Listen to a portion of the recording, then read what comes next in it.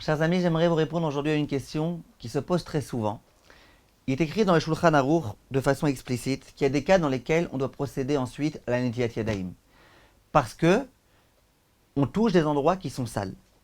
Il y a écrit entre autres dans le Shulchan Aruch, Saïf Yutret, au Siman Dalet, Ve'anogea beraglav, celui qui touche ses pieds, il doit faire une Netilat Yadayim. Après il y a écrit Ve'anogea begufo beyado, ou celui qui touche son corps avec ses mains. Le Mishnah Berurah immédiatement explique et il dit, c'est quoi toucher son corps? Si je touche mon visage par exemple, il faut que je fasse Netila après. Dit le Mishnah Berurah, Bimkomot ametunafot sheyesh baem milmulezia. Il s'agit des endroits dans lesquels il y a de la transpiration.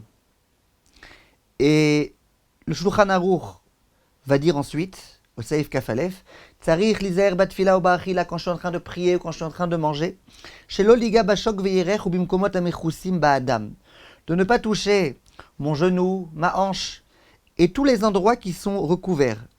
Les filles chez Yesha milmulezia, parce que là-bas c'est les endroits qui sont recouverts et donc dans lesquels il y a de la transpiration. Le Mishnah Berurah immédiatement explique la raison de la netila dans ces cas-là, c'est pas du tout pour des raisons de rouara, parce qu'il y a une espèce de vent, etc. impur, c'est pas ça. C'est une question de propreté. Pour prier, il faut que j'ai les mains propres. Pour étudier, il faut que j'ai les mains propres. Pour pouvoir réciter une bracha, il faut que j'ai les mains propres. Si j'ai touché à des endroits qui sont recouverts, je dois ensuite faire netilat yadayim.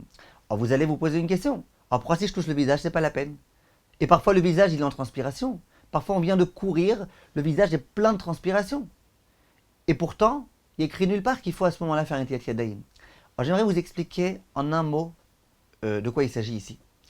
La transpiration en elle-même, c'est pas encore une raison suffisante pour pouvoir faire netilat yadayim. Pourquoi? Parce que la transpiration, elle peut respirer d'une certaine façon, et puis elle n'est pas tellement dégoûtante. Par contre, lorsque la transpiration se trouve à un endroit où elle n'est pas à l'air, et donc elle ne peut pas respirer, et bien c'est là qu'elle commence à devenir répugnante et sale, etc. Donc, lorsque j'ai sur mon visage de la transpiration, à la rigueur, cette transpiration, j'allais dire, elle est propre.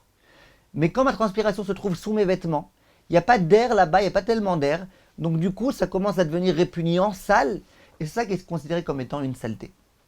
Donc tous les endroits qui sont recouverts, quand j'ai touché là-bas, ensuite il faut que je fasse la netilat yadayim. Maintenant, il faut bien comprendre un point extrêmement important. Et le point est le suivant. Imaginez que j'ai pris ma douche il y a 5 minutes.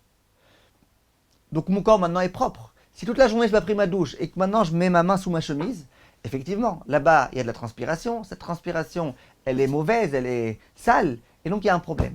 Imaginez que je vienne de sortir de la douche, tout propre, tout impeccable.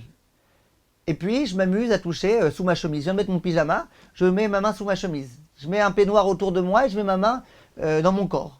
Est-ce qu'il y a ici un problème ou pas? Logiquement parlant, on devrait dire qu'il n'y a aucun problème. Pourquoi il n'y a aucun problème? Si tout le problème c'est la transpiration, mais là je n'ai pas transpiré, je viens de sortir de la douche. Si tout le problème c'est qu'à cet endroit la transpiration n'a pas où respirer, mais là il n'y en a pas de transpiration. Donc on devrait dire qu'il n'y a aucun problème. Et effectivement, le Kaf HaChaim écrit de façon explicite. Avalim rachas gufo etev, s'il a bien lavé son corps. Velo nishar bo shum tinuf, et qu'il ne reste plus aucune saleté. En tsarich netilat yadayim, c'est pas peine de faire netilat. Car katav Rav Yosef Paladji, comme ça écrit au nom du Rav Yosef Paladji. Le Torah Lishma, le Ben Ishraï, il va un peu dans le même sens. Il dit que tant que mon corps est encore un peu humide, c'est pas la peine. Une fois que je me suis séché, c'est la peine. Mais d'autre part, il y a d'autres poskim comme le Eshel Avraham Boutach, comme le Vayashav Moshe, le Rav Auerbach, c'est en ce sens qui est allé, et qui disait, on n'a pas envie de commencer à faire des distinctions. On ne veut pas dire si jamais tu es sorti il y a 10 minutes, oui, et 15 minutes, non, et machin, on ne veut pas. On dit quand tu touches les endroits qui sont censés être recouverts, eh ben là il y a un problème, tu dois faire ensuite netilat yadayim. Donc on a ici une marloquette. Si j'ai mis ma main sous ma chemise, là c'est évident qu'il faut faire netilat yadayim ensuite. Mais si jamais je viens de m'habiller à 10 secondes, que j'ai pas encore eu le temps de transpirer, est-ce qu'il faut faire netilat yadayim ou pas? On a ici une marloquette. Une fois qu'on a bien compris ces quelques points-là, eh ben on va devoir se poser une question très intéressante, et je vous invite à y réfléchir. On nous a toujours rentré dans la tête que lorsqu'on sort de la douche, il faut ensuite faire netilat yadayim. Tu as pris ta douche, tu as touché tout type d'endroit de ton corps, Ensuite, faire un Netilat Yadayim. On nous a toujours appris qu'il fallait faire un Netilat Yadayim quand on sort de la douche.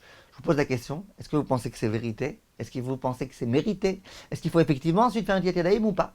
Vous avez à mon avis ici, de par ce cours-là et les cours précédents, toutes les données pour pouvoir réfléchir. On y répondra à Bezrat Hashem, le prochain cours. Réfléchissez bien et à bientôt.